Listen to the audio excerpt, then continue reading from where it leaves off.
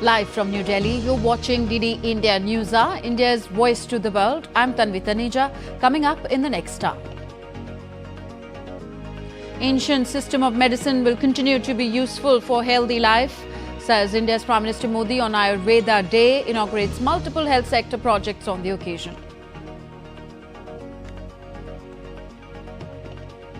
India kickstarts Diwali festivities with the celebration of Dhanteras. Shoppers throng markets to buy gold and silver coins.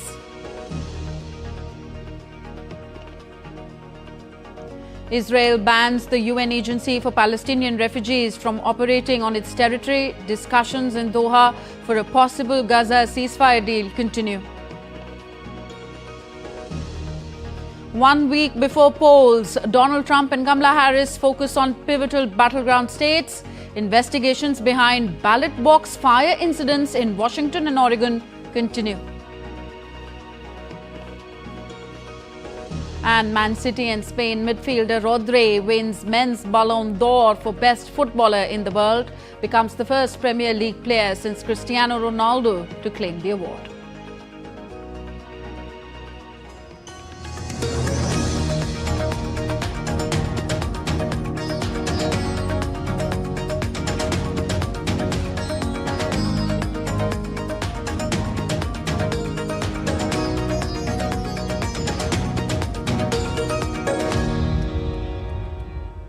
Giving a boost to India's healthcare sector on the occasion of Dhanvantri Jayanti and the 9th Ayurveda Day, Prime Minister Narendra Modi launched and laid the foundation stone for multiple health sector projects worth over $1.43 billion at the All India Institute of Ayurveda in the national capital.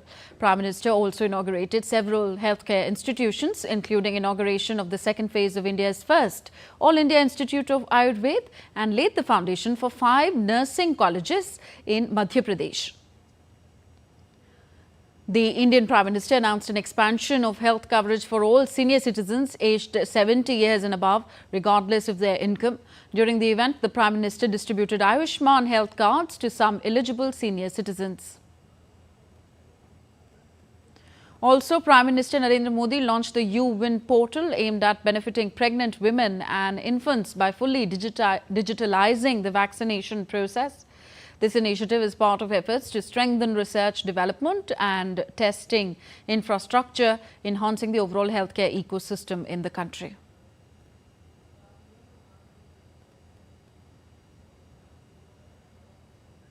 India today is observing the National Ayurveda Day. The theme is Ayurveda Innovations for Global Health, celebrated annually on Dhanvantri Jayanti. The day is observed in more than 150 countries across the globe. The focus is on fostering Ayurvedic innovation to address global health issues. India on this day aims to address women's health challenges, also promoting Ayurvedic principles to enhance workplace wellness. The government is encouraging Ayurvedic wellness among children, along with exploring Ayurvedic dietary principles and food innovations. Under Prime Minister Narendra Modi's leadership, the Government of India has taken various initiatives for Ayurveda. The Ministry of Ayush was formed on 9th November 2014 under the leadership of Prime Minister Modi. Ayurveda is experiencing a significant expansion on the global stage, with legal recognition as a traditional system of medicine in 24 countries. Ayurveda products are exported to over 100 countries, showcasing international demand and confidence in Ayurvedic practices and products. The Ayush sector has surged to $24 billion in the last 10 years in the country. The integration of morbidity codes for Ayurveda, Siddha and Unani in the ICD-11 TM Module 2 by the World Health Organization marks another milestone. At the forefront of these efforts is Global Traditional Medicine Centre, GTMC, in Jamnagar, Gujarat, a dedicated institution advancing research, education and practice in Ayurveda and traditional medicine.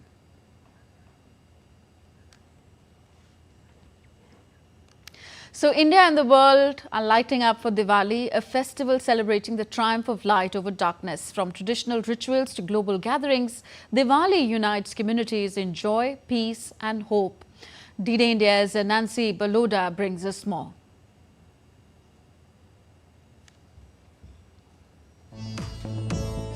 Lights, lamps, laughter and hope. That's Diwali, a festival rooted in Indian tradition, yet celebrated by millions across borders and cultures.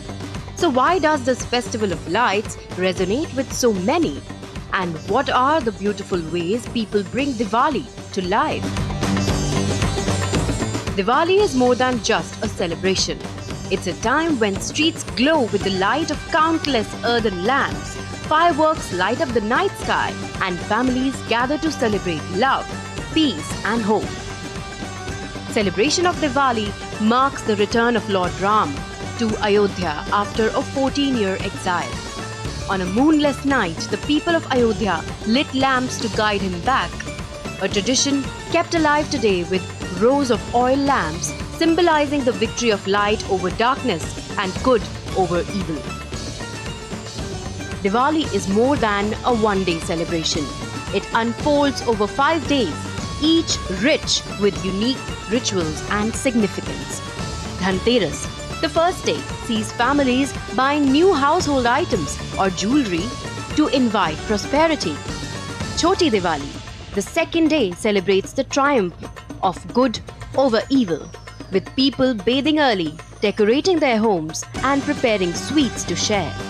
The main day of Diwali is marked by lighting diyas, exchanging gifts and worshipping Goddess Lakshmi for health and happiness in the coming year. The fourth day, Govardhan Puja, celebrates the importance of respecting nature and appreciating its resources. Bhai Dooj concludes with a day dedicated to sibling bonds, as brothers and sisters exchange blessings and gifts in a spirit of love and unity. Diwali also has a deep spiritual meaning, celebrating the awakening of the inner light within each of us. People decorate their homes with rangolis, share sweets, exchange gifts and offer prayers to Goddess Lakshmi, the goddess of wealth, hoping for prosperity in the year ahead. Nancy Baloda's report for DD India.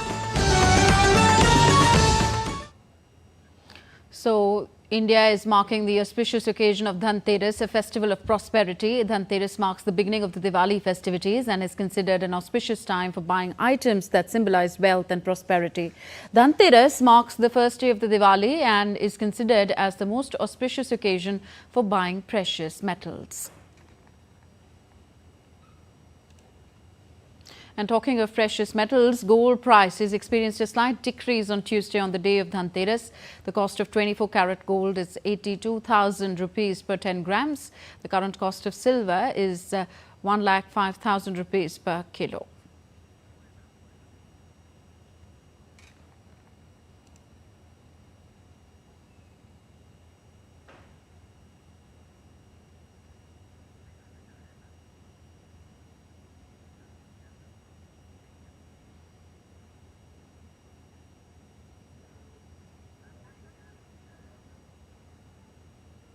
US President Joe Biden marked the start of India's most important festival of the year, Diwali, by warmly praising Vice President Kamala Harris in the White House. The event marked the celebration in the White House, reflecting the festive spirit of Diwali.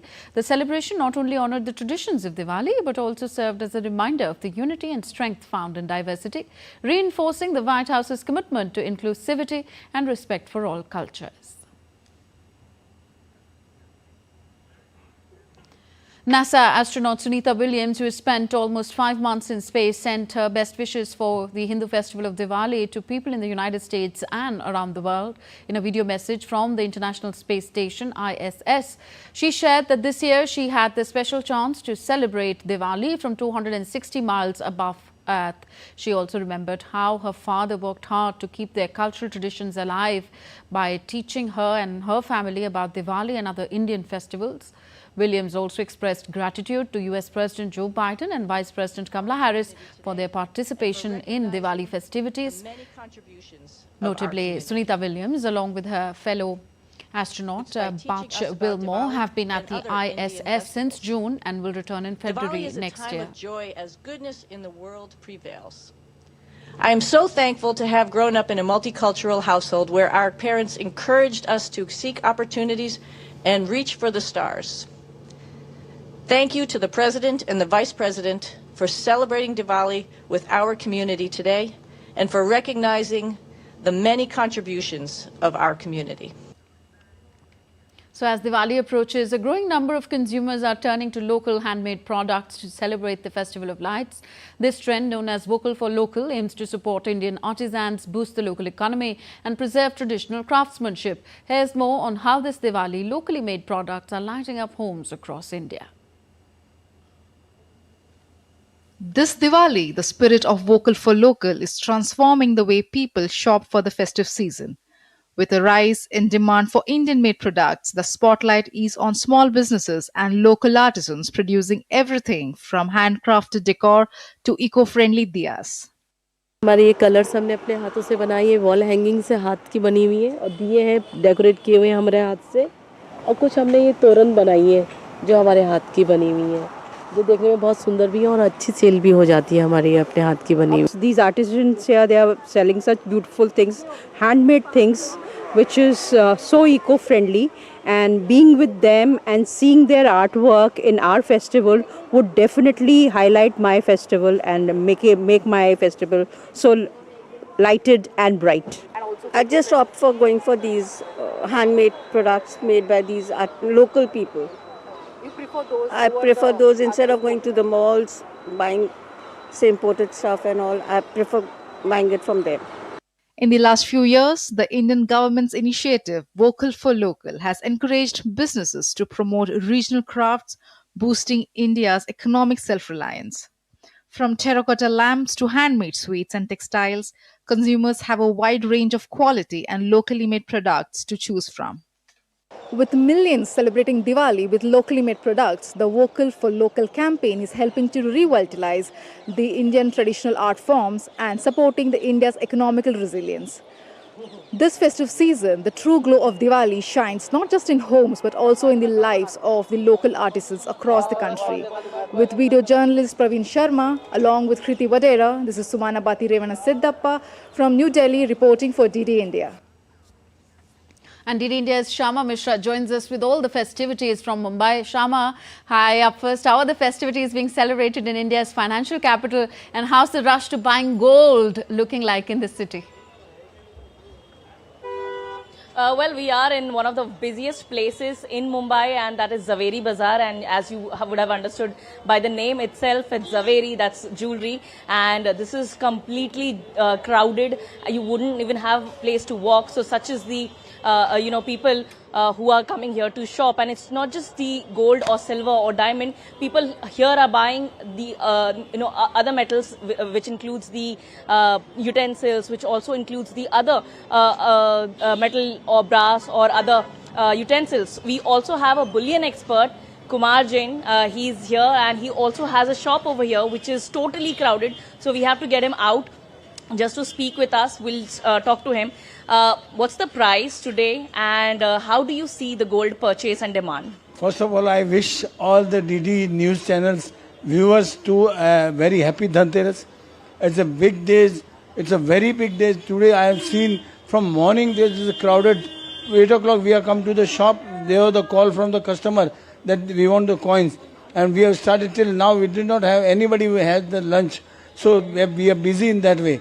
And it is very happiness. So people have there in mind that the gold will go up. It will reach to 2 lakhs rupees. That's the imagination. Right now it is 82,000 rupees the gold and silver is 1,05,000. Silver recently will touch 1,25,000. Gold will touch 1 lakh rupees. So looking at that, absolute gold coins and silver bar is very crowded for gold. People are buying now. The big thing is the millennials are also started including themselves into buy the jewelry. They were using the mobiles, telephone, the car, but they have stopped buying all this thing. They are using now gold and silver. That is the big thing. Okay. You've mentioned just mentioned that there's a change in pattern of the youngsters as well. Is this because of would we say this is the impact of the geopolitical tensions that is happening? Yes, absolutely. It is because of all the gold has gone up. Just it was 30,000 at the time of COVID. Now it is gradually increasing. Before in between Russia and Ukraine war was there. It is increased. Now this Hezbollah and this Iran war is there. So this is a problem with this international market of the gold. It is still going up. Looking at people, people are buying just because of that. Somehow they buy their budget, according to their budget they buy. But the way they are buying the gold. Okay. Thank you very much for speaking to us. So that was him, the bullion expert and also the shop owner, who's mentioning that, a very interesting fact that even the youngsters are now driven towards buying gold and silver because they know for a fact that this is something worth investing and this will only keep the investments up. Also, the geopolitical tensions that we are witnessing is likely to push the gold prices to rise further, and that is why the people of not Mumbai, not just India, but the entire world are actually driven towards buying this safe investment. Back to you. Okay, thank you very much, Shama. Happy Dhanteras to you and sir as well. Yes, the rush to buy gold is at its highest today on the occasion of Dhanteras in India. Still to come on DD India News Hour. US, NATO and Ukraine slam deployment of North Korean troops to Russia. Seoul spy agency says troops might go to the front line.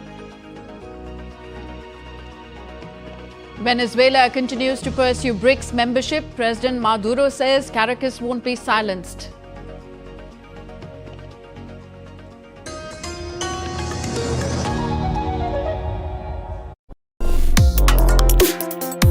Complex issues, hidden agendas, twists and turns, strategic games.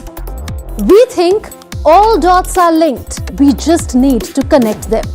Join me every week as I connect the dots to unravel hidden designs in statecraft, mysteries, and decode issues that matter to you.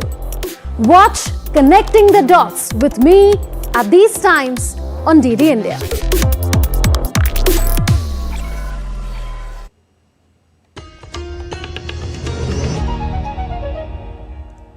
Welcome back. You're watching DD India News Hour. I am Tanvi Taneja. On to West Asia now. Israel passed a law on Monday banning the UN Palestinian Refugee Agency, UNRWA, from operating in the country. The lawmakers cited the involvement of some UNRWA staffers in the October 7, 2023 terrorist attack on southern Israel and for staffers having membership in Hamas and other armed groups.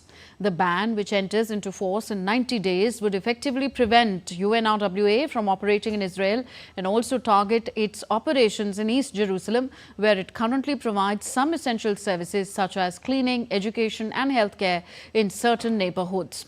It is also feared that UNRWA employees in the West Bank could potentially face problems moving from one place to another, as well as accessing East Jerusalem or Israel, because they would lose their ability to coordinate with the Israeli authorities to cross checkpoints. The same fears apply to visas and permits delivered by Israeli authorities.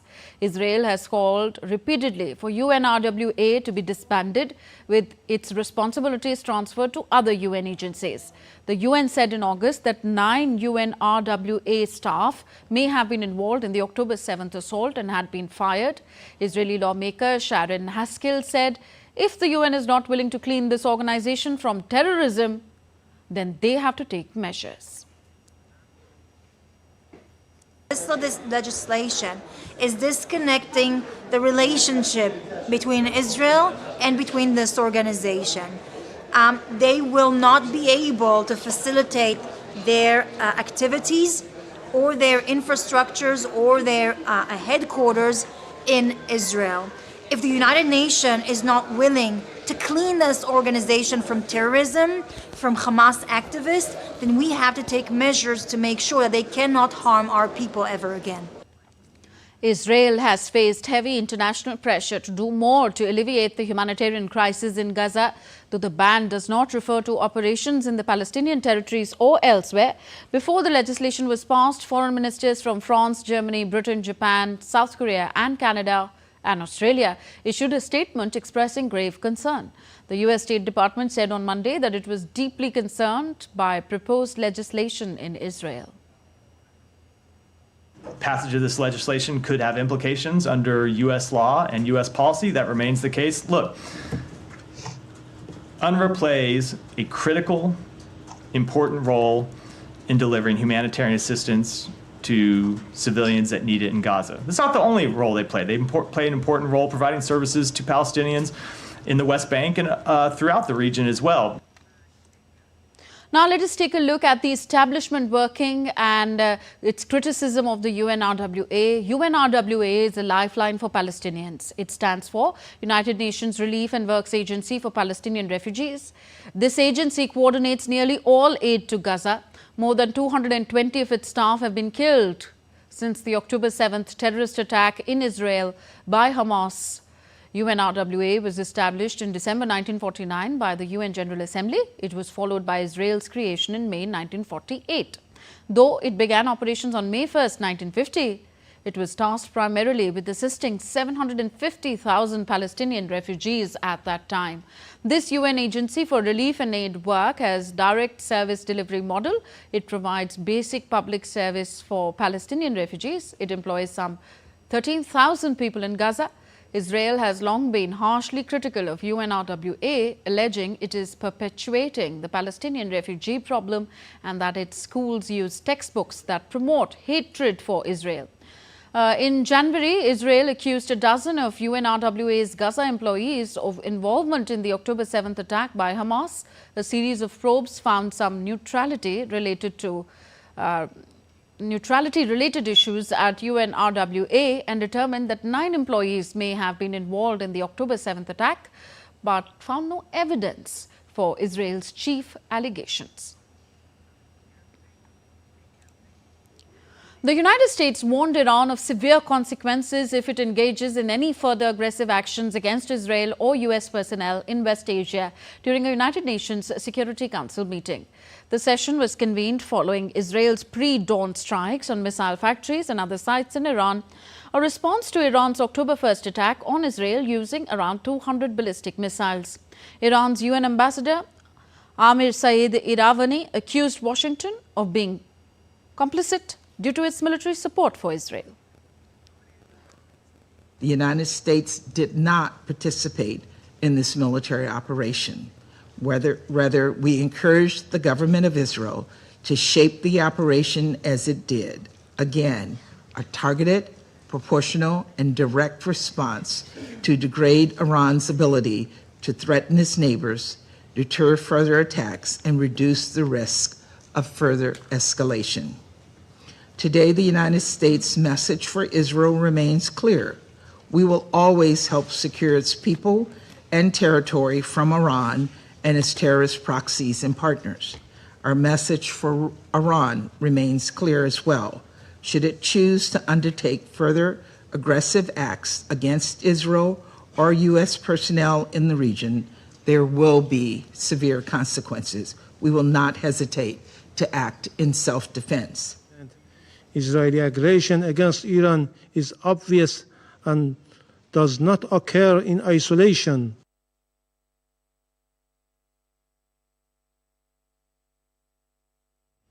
Moving on to the Russia-Ukraine conflict now. Russia conducted overnight multi-wave strikes on Kharkiv and Kiev of Ukraine on Tuesday. At least 4 people were killed and 6 injured in a late-night airstrike by Russia. Ukrainian military reported that they shot down 26 out of 48 drones launched.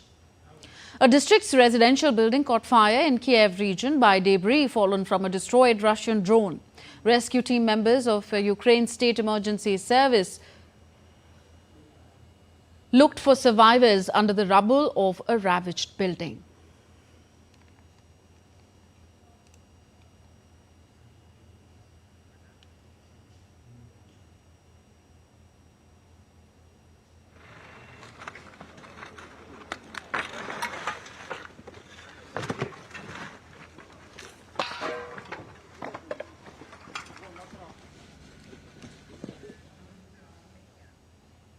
North Korea has sent thousands of troops to Russia, a move that has set off alarms in West and added a new layer of tension to the already complex conflict.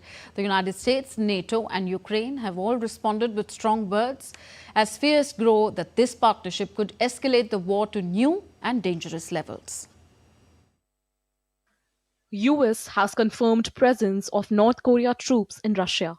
According to the Pentagon, Pyongyang has deployed approximately 10,000 troops to Russia's eastern region, intensifying its military ties with Moscow.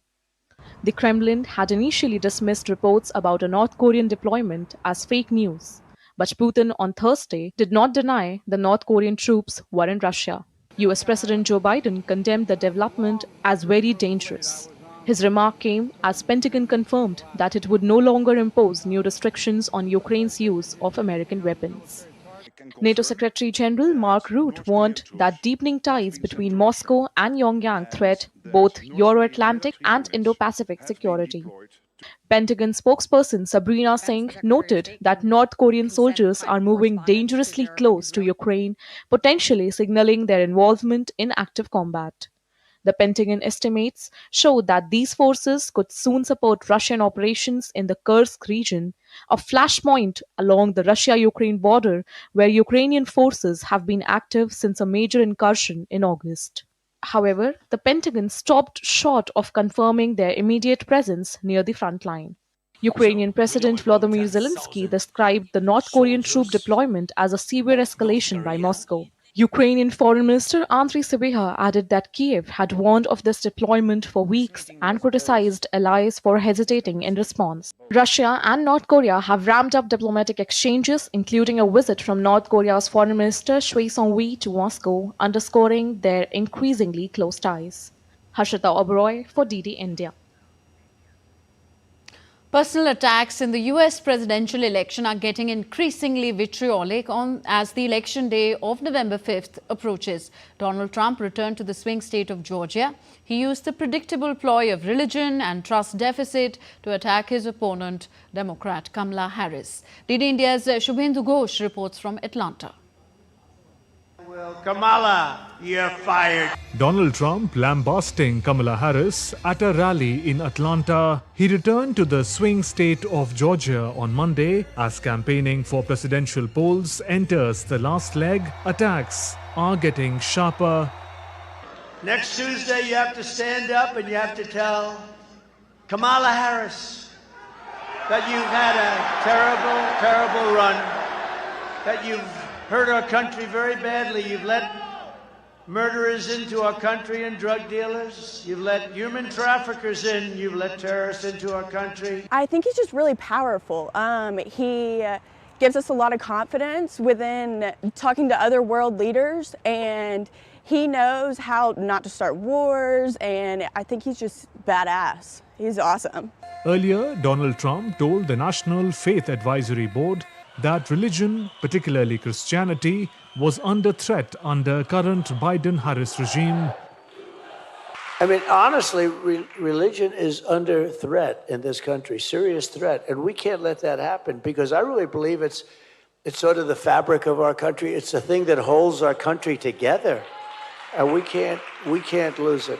And we're not going to lose it. We're not going to lose it. Republican Donald Trump also touted a role for Elon Musk in his administration if he wins the presidency. Millions of Americans have already cast their vote before November 5th election. Polls show a close race between Trump and Kamala Harris. On Monday, Donald Trump returned to Atlanta and launched a scathing attack on Kamala Harris. He called the Democrat administration anti-Christian and radical left and promised a golden future for America under his leadership. As the election day approaches, the key swing states like Georgia are becoming a center for vitriolic campaigning. With camera person Jaishankar, Shubhendu Ghosh for DD India in Atlanta. Still to come on DD India News Hour.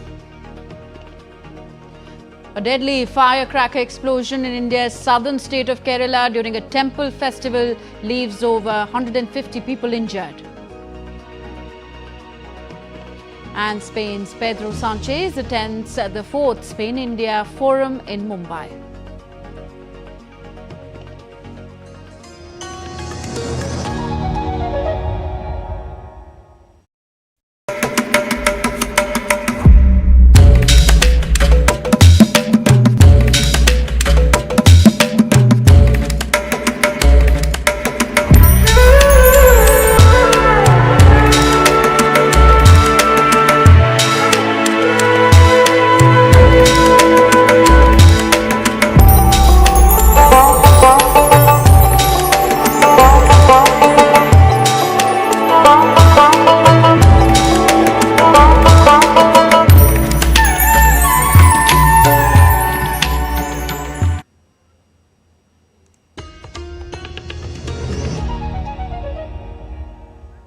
Welcome back. You're watching DD India News Hour. I'm Tanvi Taneja. A quick relook at the headlines once again. Ancient system of medicine will continue to be useful for healthy life, says India's Prime Minister Narendra Modi on Ayurveda Day. Inaugurates multiple health sector projects on the occasion. One week before polls, Donald Trump and Kamala Harris focus on pivotal battleground states. Investigations behind ballot box fire incidents in Washington and Oregon continue. And Man City and Spain midfielder Rodri wins men's Ballon d'Or for best footballer in the world, becomes the first Premier League player since Cristiano Ronaldo to claim the award. So as Americans gear up to vote in the US presidential elections on November 5th, opinion polls and surveys reflect that Donald Trump and Kamala Harris are locked in a tight race. Their campaigns thus are focused more on the electorally important swing state. DD India's Amritpal Singh reports from Pennsylvania, which is one of the key 7 swing states in this election. With just days left for the November 5th election, both Kamala Harris and Donald Trump are neck and neck in most of the swing states, especially in Pennsylvania, where I am right now. It holds 19 of the electoral college votes, and that's why you see both candidates focusing their energies on this state. It can't get closer in the Penn state as state swings. In 2016, Donald Trump took it from Hillary Clinton by just a 0.7 percentage difference. Biden snatched it from Trump in 2020, but by a margin of 1.2 percentage points. This time around, both candidates are neck and neck. The difference is just 0.5 percentage points. November 5th will decide how Pennsylvania votes. Once it was reliably Democratic, but not anymore. It swings every election. So Pennsylvania is important, followed, of course, by Georgia and North Carolina, which hold, and Michigan, they hold most seats. Nevada, Arizona, they are smaller states, but all the swing states are important for both candidates because this election's outcome will be decided by these swing states because the other ones remain or continue to remain blue and red as they were in the last election and the election before that. With cameraman Sanjay Jaina, this is Amritpal Singh in Philadelphia, Pennsylvania. Investigations have been launched after ballot drop box fires in Washington and Oregon were reported. The Portland police have released 2 photos of a vehicle they believe is connected to the ballot box arson incident early Monday morning. Police described the vehicle as a black or a dark-coloured 2001 to 2004 Volvo S60. It does not have a front license plate, but it does have an unknown rear plate. Investigators believe that the vehicle is tied to 2 similar incidents in Vancouver, Washington area. In shocking incidents, ballot boxes were found burning that were kept for dropping the ballot papers sent by emails. The fire took place in 2 places, Washington and Oregon. Police said that these fires were similar in nature and they are investigating about these incidents. At approximately 3 a.m., officers responded to reports of a fire at a ballot box right outside the building that we're in right now. By the time officers arrived, I can tell you that security personnel in the area had already extinguished the fire. And now we take a look at what else is making news around the world. Venezuelan President Nicolas Maduro said on Monday that the country will continue to pursue its membership in the BRICS grouping after Brazil vetoed its entry. President Maduro said that Caracas won't be silenced.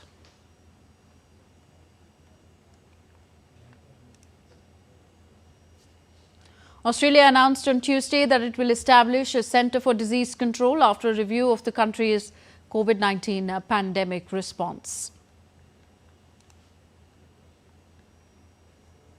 An 11-year-old boy was killed and several other children sustained serious injuries when a car crashed through the fence of a primary school in Melbourne, Australia on Tuesday. So as India has kick-started Diwali festivities with the celebration of Dhanteras, shoppers are thronging markets to buy gold and silver coins. Prime Minister Narendra Modi greeted the nation on the occasion of Diwali, the festival of lights, describing this Diwali as historic.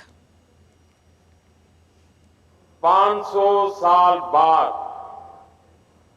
ऐसा अवसर आया है जब अयोध्या में रामलला की जन्मभूमि पर बने उनके मंदिर में भी हजारों दीप जलाए जाएंगे। एक अद्भुत उत्सव होगा। ये ऐसी दीपावली होगी जब हमारे राम एक बार फिर अपने घर आए और इस बार ये प्रतीक्षा 14 वर्ष के बाद नहीं 500 वर्षों के बाद पूरी हो रही है। The President of the Government of Spain, Pedro Sanchez, is on a visit to India. The 4th Spain-India Forum was inaugurated by Pedro Sanchez in Mumbai on Tuesday. Addressing the gathering, the President of the Government of Spain said that India and Spain should work together more. The event was co-organized by Spain-India Council Foundation and Observer Research Foundation.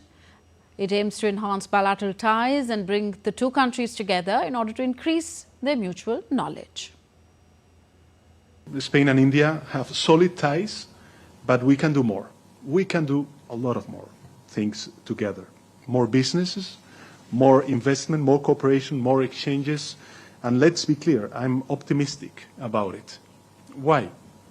Because I see the potential and, more importantly, the willingness on both sides. India's Prime Minister Narendra Modi distributed more than 51,000 appointment letters to newly appointed youth in government departments and organizations. Rozgar Mela or Employment Fair highlights Prime Minister's commitment to prioritizing employment generation. It empowers the youth by providing them with meaningful opportunities to contribute to nation building. Newly appointed recruits will have the opportunity to undertake foundational training through Karma Yogi Prarambh, an online module available on the IGOT Karma Yogi portal.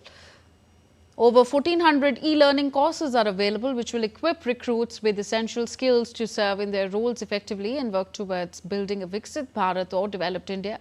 Rozgar Mela is a step towards the fulfillment of the commitment of Prime Minister Narendra Modi to give the highest priority to employment generation in the country. नए industrial शहर बनाए जा रहे हैं। पानी की pipeline, gas की पाइपलाइनें बिछाई जा रही हैं। बड़ी संख्या में स्कूल, कॉलेज, यूनिवर्सिटी खोले जा रहे हैं। इंफ्रास्ट्रक्चर पर पैसे खर्च कर सरकार लॉजिस्टिक्स की लागत कम करने की कोशिश कर रही है।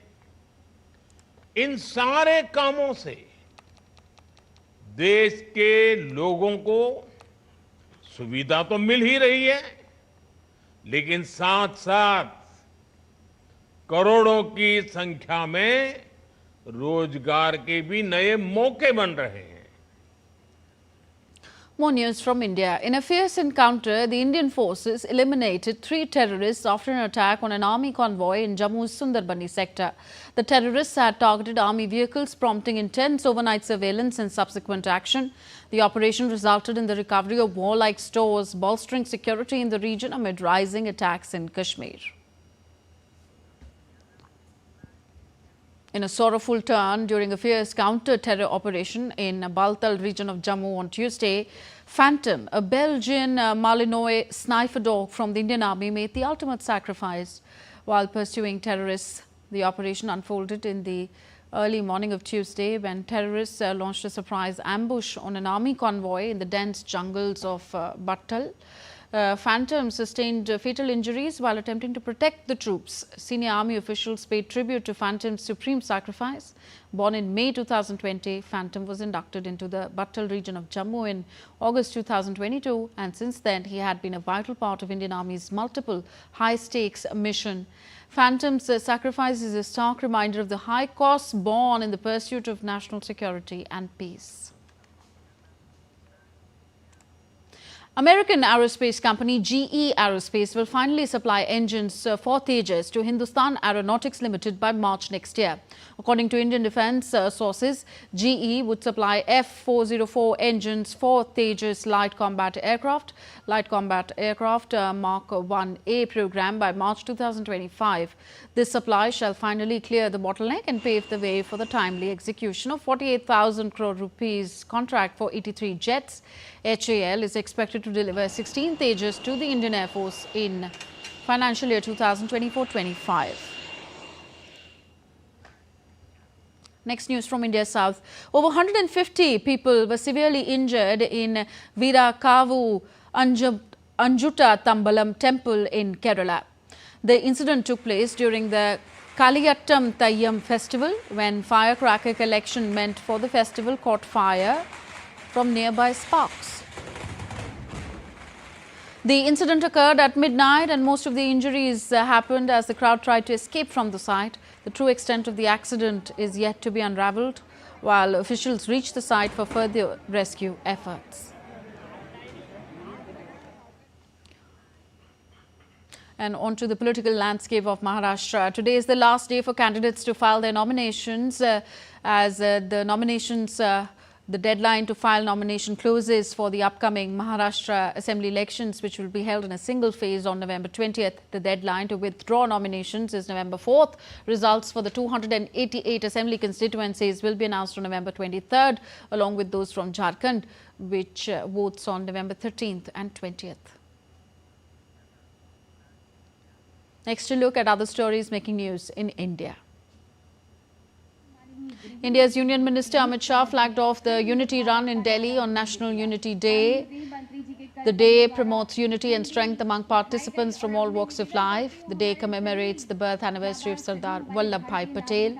This year, due to the Diwali festival on October 31st, the event will be held on October 29th instead of its usual date.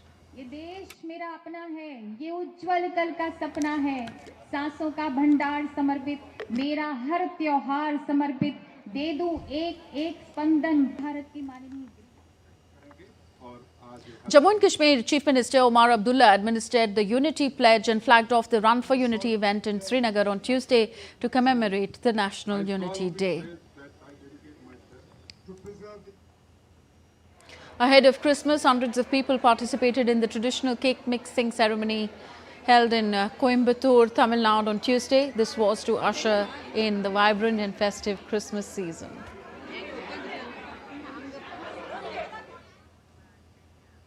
Still to come on DD India News Hour. Complex discussions continue regarding how to achieve biodiversity targets at the UN COP16 summit in Colombia. And India outpaces the US in IPO listing with 36% global share in July to September period.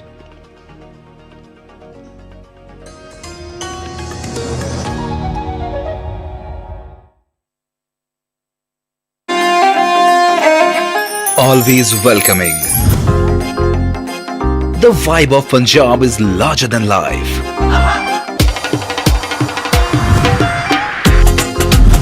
Warm up to grandeur that's beyond compare.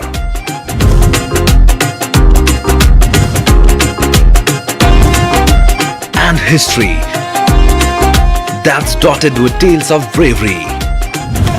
Smiling soul of India, where music, art, cuisine and culture comes together to create an unforgettable impression. Punjab is all set to win your hearts with its unique and colorful extravaganza.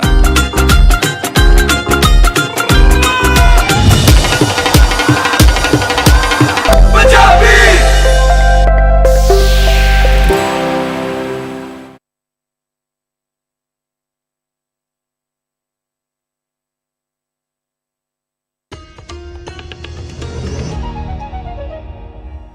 Welcome back. You're watching DD India News Hour. I am Tanvi Taneja. Europe's biggest car maker, Volkswagen, plans to close 3 factories in its home market, Germany, according to the company's top employee representative. Joining us with more is DW correspondent Chiponda Chimbelu in Berlin. Chiponda, what's the latest that you have for us?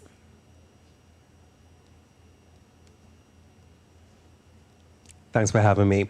Well, Volkswagen reportedly told its workers' council it was planning to slash thousands of jobs and a 10% pay cut for workers. Now, while the car maker is yet to confirm that, it is due to report its third quarter earnings on Wednesday. So we may very well get more tomorrow. And on Monday, the top representative of Volkswagen's workers' council told media VW plans to shut down 3 factories in Germany. Now, that would be a first in its nearly 9-decade-long history in Germany. The news has sent shockwaves across the country. Volkswagen employs around 120,000 people in Germany. So this isn't just about the company. It's also about jobs and communities whose local economies rely heavily on the car maker. And the government has made its position clear. On Monday, a government spokesperson reiterated the German Chancellor's position. Olaf Scholz believes that workers should not have to pay for the wrong decisions made by the company's management. And Chiponda, how much of a crisis is Volkswagen facing?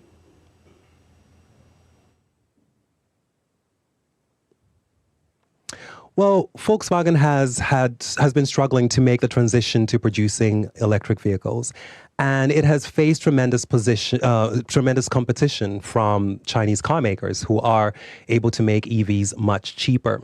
Now, during the third quarter, Volkswagen issued 2 profit warnings. The first one came in July, and then again at the end of September, it lowered its operating margin forecast for this year to around 5.6%. Now, VW said its passenger cars unit, commercial vehicles, and tech divisions were falling short of original expectations. And it also blamed the macroeconomic environment. Europe's biggest car maker isn't only feeling the pain from Chinese competitors, but also China's economic slowdown. And VW isn't alone in that. China is a source of the biggest headaches for European car makers. Thank you, Chiponda Chimbelu, reporting from DW Berlin. On to Cali in Colombia. As COP16 draws a record 23,000 registered delegates to Colombia, organizers report, President Susana Mohammed noted that complex discussions continue regarding how to achieve biodiversity targets. She also emphasized that increased contributions from developed countries could enhance efforts to meet development financing goals. There are some tensions that if we all manage to go one level below the conflicts and tensions that we are dealing with, I'm sure we will be able to reach solutions that will transcend the current situation. From there, the more direct participation of those who are the guardians of nature, who are on the front line of the biodiversity crisis, also begins to generate a more equitable dialogue in knowledge systems, which is fundamental to the protection of diversity. Y eso es fundamental para la protección de la biodiversidad. India outpaced the United States in IPO listing with 36% global share in July to September period. A report showed on Tuesday that India dominated the global IPO landscape. The domination of India was 36% share of total listings in the third quarter of 2024, outpacing the US at 13% share. According to EY India's report, the market's stellar performance is further demonstrated by IPO returns of 65.3% year to date, substantially outperforming the BSE Sensex 14.9% return in the third quarter of 2024. The Indian main market saw 27 IPOs compared to 13 in the last quarter. The proceeds raised through the main markets in quarter 3 were compared as $4.285 billion to $1.992 billion in quarter 2 of this year. This represents an increase of 115% in proceeds raised with 108% increase in the number of deals.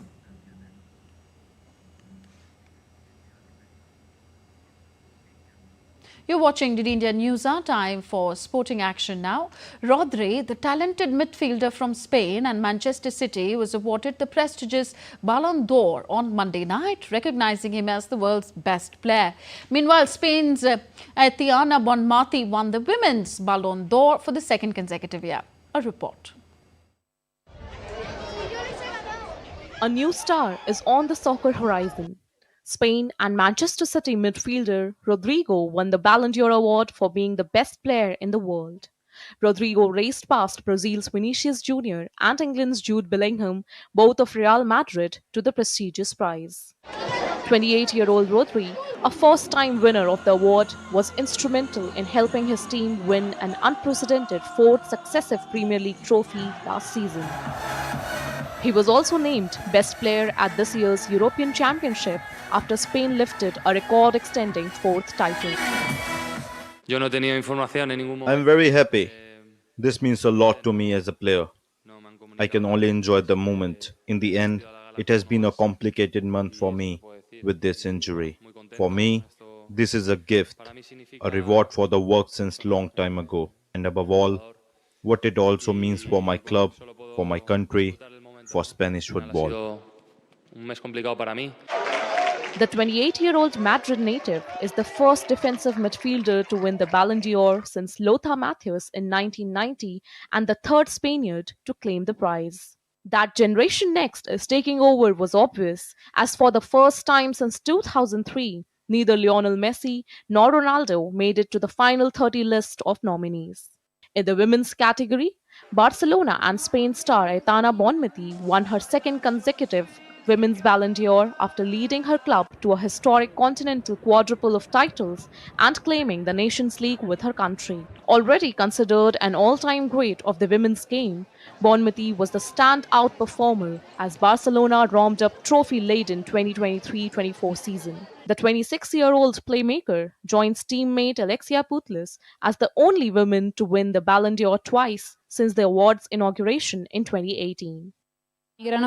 My main objective from now on is to keep winning, to keep improving above all. I like to say that I always try to improve every day and I always talk about my mentality. I think it is unique and necessary to keep progressing in the world of football. Being a woman, the reality is that it is difficult to make a place for yourself in the world of football because it is or was a world for men. So I feel very proud to be here today to receive my second Ballon d'Or. Bonmati was also named Player of the Season by UEFA for her 6 goals and 6 assists during her side's successful European campaign. The 26-year-old added the inaugural Women's Nations League to her kitty in February when she scored Spain's opener in the final against France. Sports Desk, DD India. And on to cricket now. New Zealand batter Kane Williamson will miss the third and final test against India set to begin in Mumbai on Friday. The 34-year-old Williamson has also missed the first 2 tests in Bengaluru and Pune and will not travel to India. He will continue his injury rehabilitation in order to get ready for the upcoming 3-test home series against England. The first England test starts at the Hagley Oval in Christchurch on November 28th. New Zealand beat India by 8 wickets in Bengaluru and 113 runs in Pune to take an unassailable 2-0 lead. The Kiwis sealed a historic first-ever series triumph in tests in India. Global Village, one of Dubai's premier cultural destinations, transformed its grounds for the auspicious Diwali festival. Spectacular 5 to 8 meter Rangoli installation, decorations, colourful lights are major highlights during the festivities in Dubai.